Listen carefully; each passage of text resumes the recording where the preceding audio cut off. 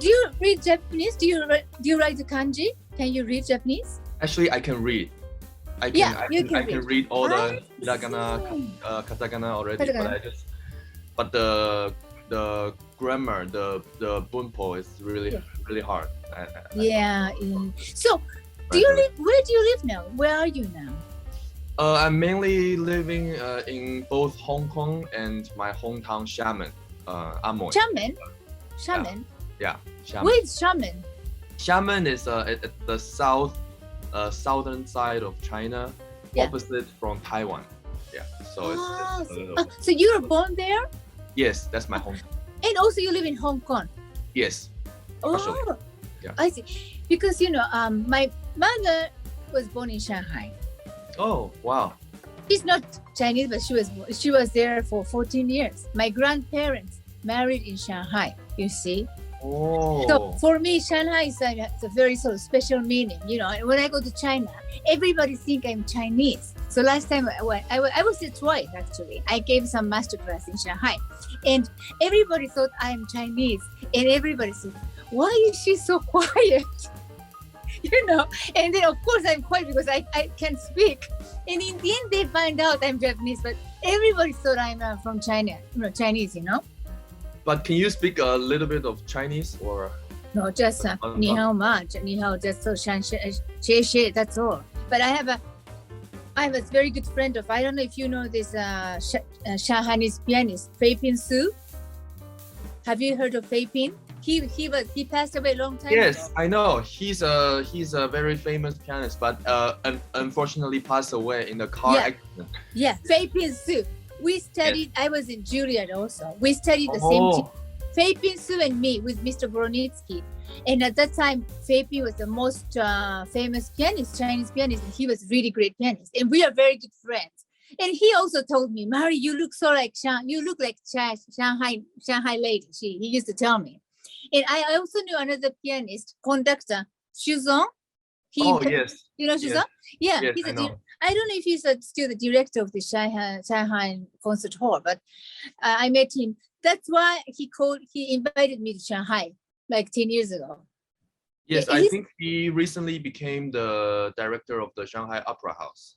Oh, yeah, and he conducts. Yeah. So for me, Shanghai, I like Shanghai very much because it's so like, it is a sort of atmosphere, European atmosphere, and I was also lived in Spain when I was a child. It reminds me of Spain also. And also Hong Kong. My father lived in Hong Kong when he was a child for 2 years or so. Oh. Okay. Yeah, he's my grandfather was a journalist, so he was in Hong Kong. So my father lived there when he was a child, so he has a very good memory of Hong Kong. So I was once there in Hong Kong still when it was a part of England. But I like Hong Kong and Shanghai very much. I hope to visit again. Yeah, I hope you can come visit again. Yeah. So you were born in this city, and then I know you entered the Shanghai Conservatoire when you were like 8 years old, very young.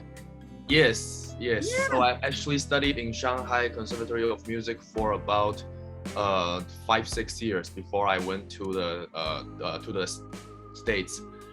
So who was your teacher in Shanghai? In Shanghai, I changed several different teachers. Yeah. When I was in the elementary school and the middle school, I studied with Professor William Chen and Keng Zhou.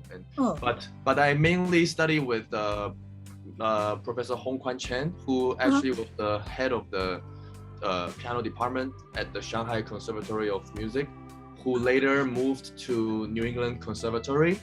So I kind of followed his footsteps to Boston, and afterwards he went to Juilliard to become the piano faculty. So I went to Juilliard. So I basically studied with him for over 10 years. Because that's why, when I was in Juilliard, now the generation, everybody changed, the professor, everybody, and I know there's a lot of Chinese, but at that time when I was in Juilliard also, there were a lot of Chinese, very good pianists, and Korean. And now I think we're less and less Japanese in the conservatoire, abroad. I think less people study abroad, and because I have a great memory of you when you are born. When you're a boy, And now you are grown up, but for me, I have a lot of memory of the photographs in the magazine when you're a little boy. And Yes. Niu, because you're born, you're the year of year of the ox. Yes. I am year of the dragon. So, Oh, so okay. who named you? Who made you this nickname? My parents. Yeah. Oh, Niu. Oh, I see. Because actually, I never thought this Niu Niu will become my stage name until when I started to perform in Europe. Since when I was around 7 years old or 8, then somebody said this Niu Niu is very easy to remember. Yeah, it's true. Compare with Sheng Liang Zhang, my real name. So I just kind of used Niu Niu, ever since. Yeah, it's difficult to memorize your real name. It's the pronunciation. And I also thought my stage name, actually put the distance between me and all my fans or audience like much closer. Like so that people don't treat me as someone who is like just very. I understand what you mean. Yeah. So, but people ask you, what does Niu Niu? Because we understand because of the character. I know the meaning, but European people, do they ask you what does Niu Niu mean? Do they ask you? Yeah, sometimes. Yeah, sometimes they ask me. Yeah, so I just explain. Like also because lan lan is the same word, lan lan the same, and Niu Niu it's the same pronunciation second time. Pronunciation. Yes. Yeah. Yes. I see. So I heard you're recording in Germany now. I'm going to actually travel to Germany like in like 10 hours. Yeah. Yeah, I'm going to go to the airport like tonight. Oh, so now which city are you in Germany? I'm still in Hong Kong. Yeah. Still in Hong Kong. Yes. How is the weather in Hong Kong? The weather is very hot. Oh. Yeah. I see. And very humid. So. Yeah. And actually, yesterday I was looking at YouTube, and when you were young, you had very short hair, right? Yes. Now you have this long hair. That suits you very much. It's a very fashionable image. I like it. Thank you. And is it your idea to change your hairstyle or? I think it just kind of gradually happened because I hope that as a classical pianist on stage I can also have some kind of charm that belongs to my generation. Because I personally believe that classical music in the 21st century should be more like modernized, more fusion kind of. Yeah, I understand. Yeah. Other kind of culture. Yeah. So actually, for example, last year I arranged my debut composition "Hope" into a pop Cantonese song in Hong Kong also. Oh, I heard this. The Hope. Very, very interesting. How long did it take you to compose this music? Actually, it took the first draft was pretty quick because the idea just keep coming. But from the first draft to the end, I took a few months because I also consulted some professional composers' advices. So that was actually composed during the beginning of the pandemic. In year 2020. Where like the concerts like keep canceling because for example even in Japan I was gonna have a concert in 2020's March playing the Greek concerto but just like half a month before that it got canceled. So I went through this period of kind of feeling lost and kind of losing of direction. So because actually, yes, the version I heard was a piano solo. So did you arrange that for like orchestra, like a bit future modern style? Did you transcribe to another kind of instrument? I haven't transcribed into other instrument, but I did make the classical piano solo piece into a pop song. I like to hear that version. I didn't hear that version. I heard only the one you're playing. Yeah, it's now available in Hong Kong. So I'm just gradually trying this kind of crossover in the different places when the opportunity arises. It's a very good idea. It's a very good idea because I can imagine that could be like the theme song of like a drama. You know what I mean? Yes. it can fit easily to like this like pops, like young people's drama, like love story or whatever, you know. Yeah. Because I was thinking that, for example, like I know Chopin is the Japanese audience favorite. Yeah. While we treat his music with utmost seriousness, we must also know that he during his time he just played in like salon, almost like it's true. It's basically a pop song. Yeah, but during that time there's no pop song, so that's called popular music basically.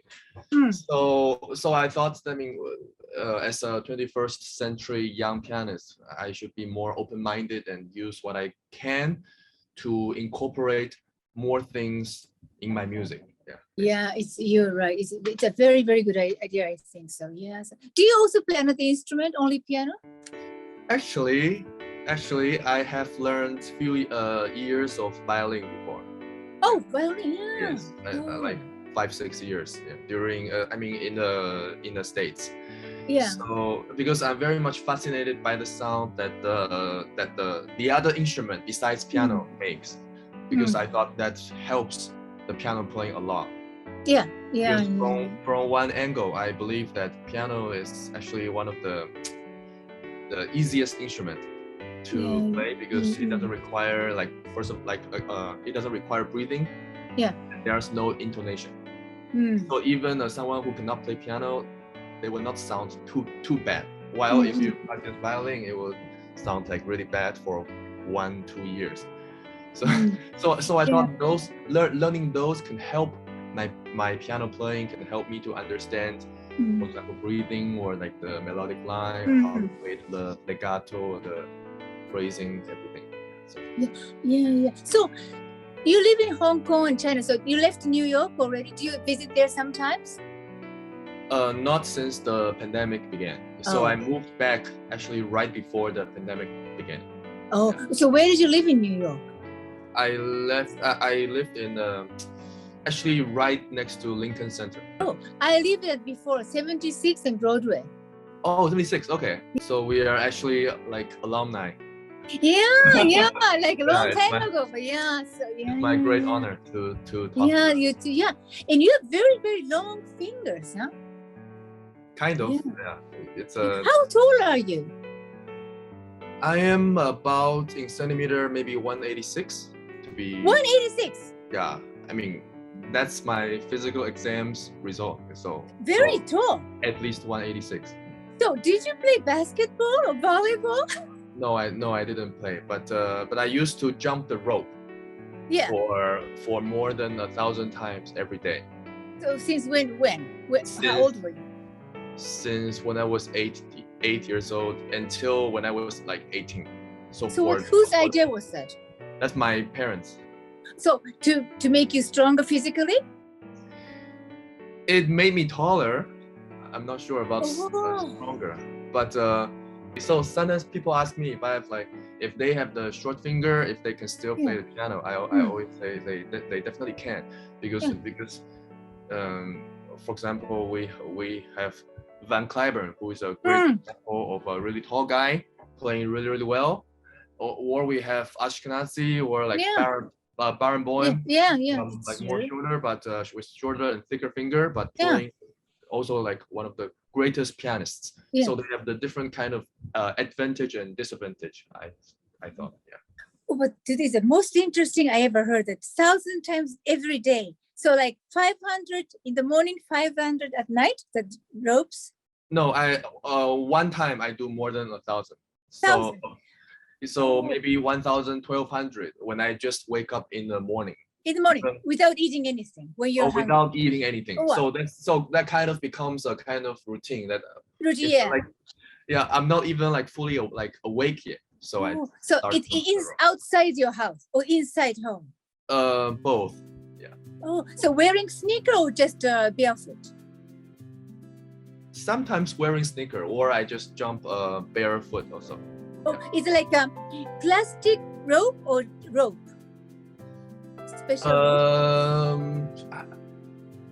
I think all different kinds. Yeah, I've tried many different kinds of ropes. Yeah.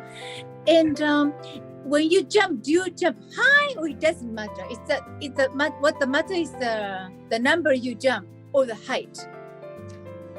The matter is being consistent. Yeah, that's I always thought like being able to do it for many years. That's the key. Not the matter of how many one can do or how high one can jump. Yeah. So do you still jump every day? Not anymore because I don't want to grow taller. So until when did you do? From 8 years to how many years? To like 18 around. Oh, 10 years. Yeah, around. Wow, it's the most interesting thing I ever heard today is that this about this. You know, in Japan, we have this in elementary school as a gymnastic class, but I used to do it sometimes, but it is really tiring. And sometimes they say for the girls, it is a good diet to do this, like air jump, even pretending you jump the rope, but you just do this, it makes you thinner, you know, good diet. Yeah, I was kind of into some kind of weightlifting before also. So I believe that in my concert, I have to have a very good stamina in order to maintain, you know, a busy concert tour schedule. Yeah. So for example, well, when I just performed in Suntory Hall this past May, after the Tchaikovsky First Piano Concerto, I played the encore of Beethoven Symphony No. 5, first movement. Everybody is asking, where does my energy? How I keep after the Tchaikovsky, I still can directly play the Beethoven. I think all this it comes from a very firm mindset as well as all the body exercises that I maintain regularly. Yeah. So is your father a tall man also? He is. He's I think maybe around average. Yeah, maybe 177. Oh, but 177 is, I mean, it's high. Yeah. Oriental. Wow. I mean, Rachmaninoff was like, they say it's like almost 2 meters. Yeah. Oh yeah. He's and he has this humongous hands also. Yeah. So you must see when you're standing on the stage, probably you have a different vision. You know, very high. So you see the people like, you know, from the second or third stage very near because your eye level is much higher than the normal people, right? Yeah. I think the height mainly the main impact is on the way of playing piano, where my arms is longer than many people. So the way of playing is somewhat different. Yeah, even you know with my teacher or with some other. So I sometimes have to find my own way of using the strength. Yeah, the muscle everything. Yes. So you're this Chinese teacher who went to the New England Conservatoire. So he's the most important teacher for you, this Chinese. Yes. Oh, yes. And is he still in Boston? No, he's the faculty at Juilliard now. You do, Because he was trained in Germany. Oh, I see. He actually he was both trained in Germany and in the States. I mean, he studied with Russell Sherman for his artist diploma like many years ago. So he has a really strong sense of the this German classicism. So that's really important for like Beethoven, Schumann, Brahms. So I learned a lot of like a discipline in music and the attitude in life and in piano playing. Yeah. And do you play any Chinese composers? Yes, I usually play a few Chinese pieces as encore when I play in Europe or So maybe you should compose another piece. I'm sure you're starting to compose a lot of pieces, but with Chinese like melodies, like something the folklore of China, and you arrange a very modern, interesting piece.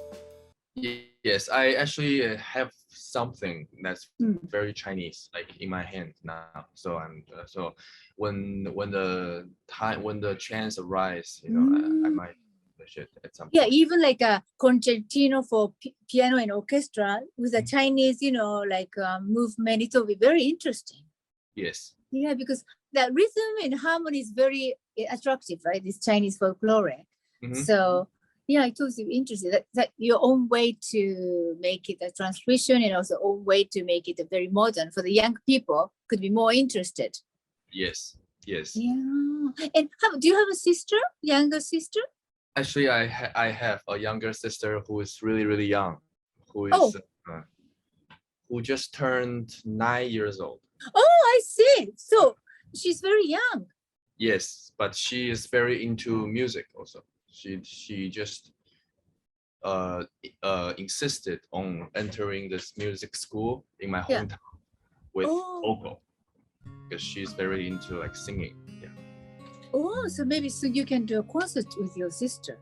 Because actually, when she was only 1 year old, she witnessed me walking onto Suntory Hall's stage from the backstage. So she kind of saw this kind of situation since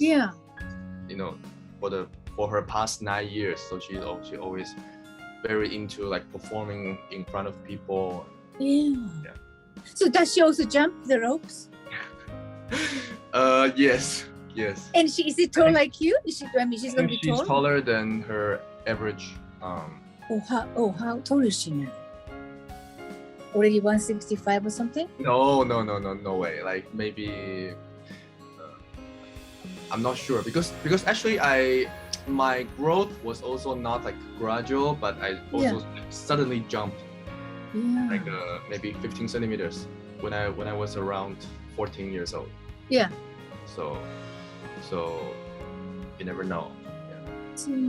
And now, I listen to Mendelssohn Liszt, a lot of transcription. What pieces are you interested to study now for the new repertoire? So there are actually different sides. So obviously there is the pieces which I'm going to perform in my November tour in Japan. Yeah. Which includes the pieces from my latest album, Faith and Hope, during which I will actually also play the complete Beethoven Symphony 5. So you already have learned the 9th symphony, this transcription. No, the number 5. Number 5, I see. In my latest album, I will play the entire symphony because actually in the past. Yeah. During my last concert tour this past November, I only got to play the first movement in the encore. Yeah, but this time it will seriously be in the actual program because I felt that because this piano transcription by Liszt is actually rarely heard and also rarely recorded. But so actually, even when I play it in mainland China, people was not. Before the audience listened to it, they were not sure how it is gonna sound, including some very professional musicians. But afterwards, they all came to me and say like the piano really can bring out this great power from this symphony. Well, so also when I played as encore in November last year, the Japanese audience also, I felt that they feel very enthusiastic about it, even more than the other pieces that I played in the actual like concert program. So I feel very happy that this time I'll be able to play the entire symphony. Yeah, especially maybe if you had even longer hair, you could be exactly like an Oriental Chinese Liszt, Franz Liszt. He had the image. He was a very tall, handsome guy like you, and it's the image is just fits very well. Yeah, I actually had even longer hair before, and people has said they feel I'm like Liszt when I play on the stage.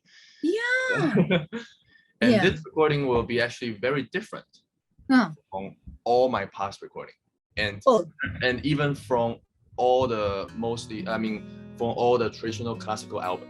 Yeah. Because like usually an album, for example, one pianist record like two sonatas or like one like this 20-minute work. Yeah. So or like Bach, Mozart. But this time in my album there will be more than 15 tracks.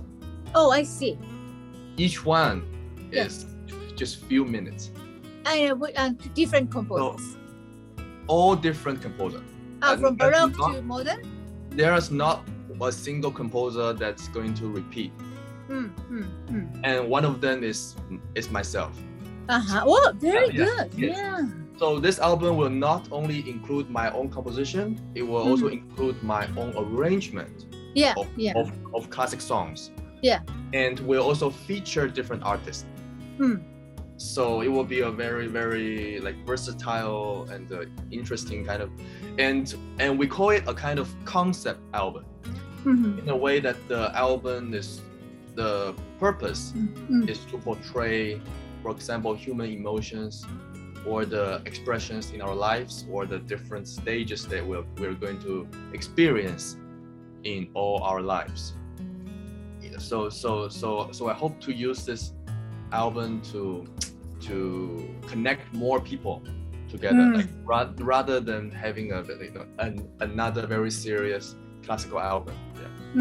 I think it's a good idea, especially with now with this, the world. We need a peace and love. And I can also tell you that it will also include a Japanese composer's piece. So, which composer? So you will see. By the time it will. It's a secret. Is he still alive or he's a past composer? He's alive and very famous. Oh, I see. Yeah. Oh, modern composer? Yeah, modern. So not very classical. So my entire album is not very. Some of them is more classical, but the classical in the more popular classical music. Yeah. And the others, I can tell you one of the tracks. For example, there will be a track where I personally arranged a piece by Secret Garden. Oh. For example, so it will be this kind of a fusion of the different type of music. I'm sorry, Secret Garden is it's the name of the novel. It's a group. Yeah, it's a duo. They were having a very big hit in the 1990s. Oh, I see. Which is rock or classic or what? It's more like a romantic kind of. Oh, I see. Wow, it's interesting. Yeah. So probably this album is so popular for young people, and it's very good.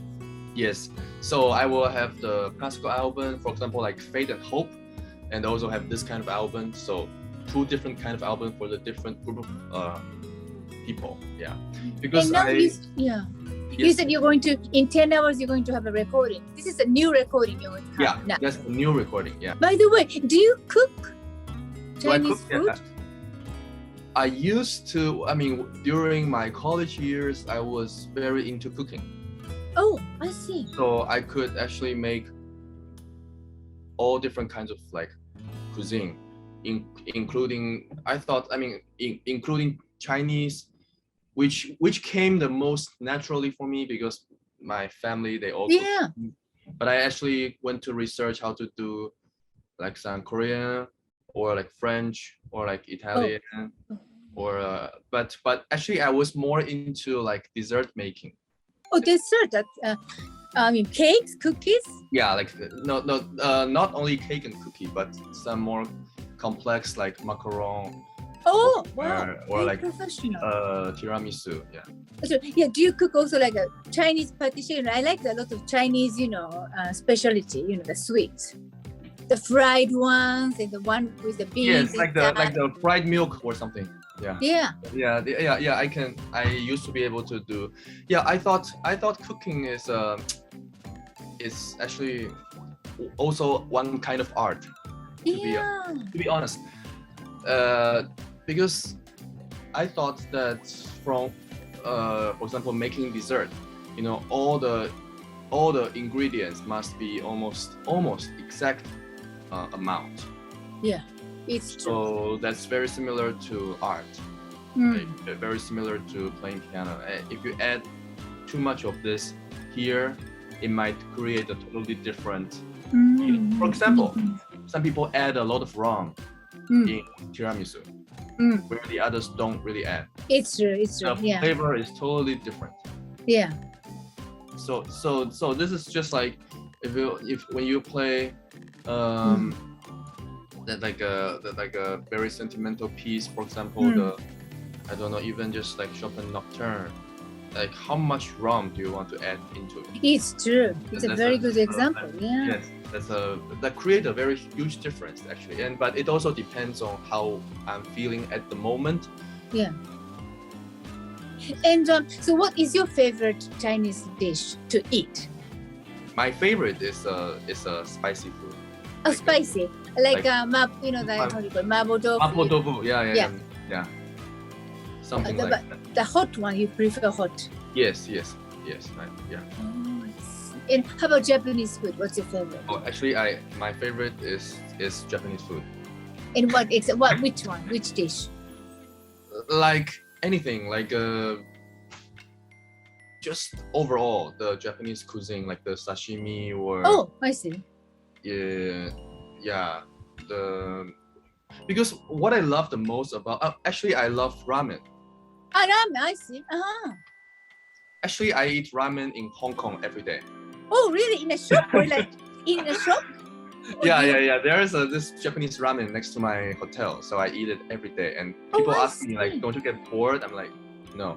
So no. What I love about Japanese cuisine is that the proportion is just right. And like, for example, I mean, if I'm going to having a busy day schedule, having this Japanese bento box, it's very simple, but it has everything that you need, and you can be 100% sure of its quality. Whereas some other cuisine, you might be like really full.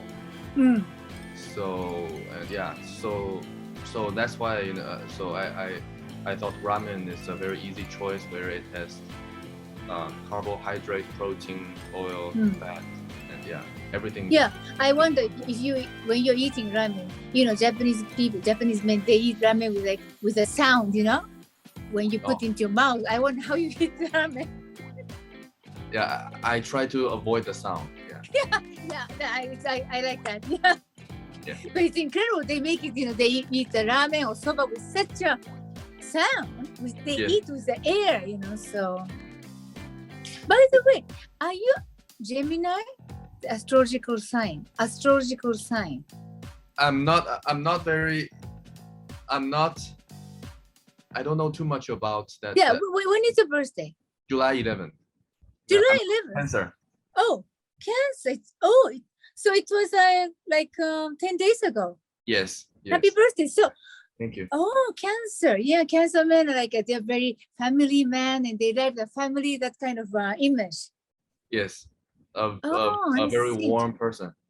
Yeah, I see. So did you have your birthday in Hong Kong celebration?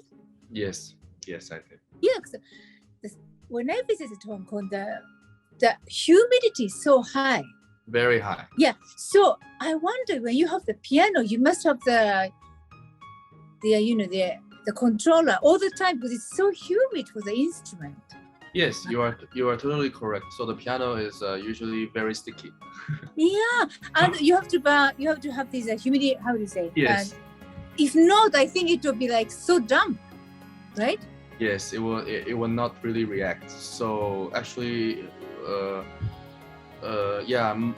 all the concert hall or all the all the shops, all the instrumental shops, they all have this machine in every room too. Yeah, because I remember the hotel everywhere, the air conditioning was so strong, actually too strong. You know, you have to have the like a winter thing, you know, to protect yourself. If not, it was like so cold everywhere.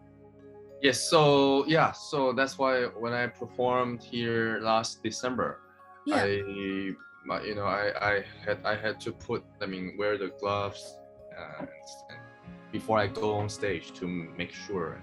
It's true. And I'm sure like in 5 minutes it will change again. The humidity will higher, right? With the people and everything. Yes. Yeah. So you're coming in November again. So could you send message to the reader of the Chopin and any message you like to talk about your concert?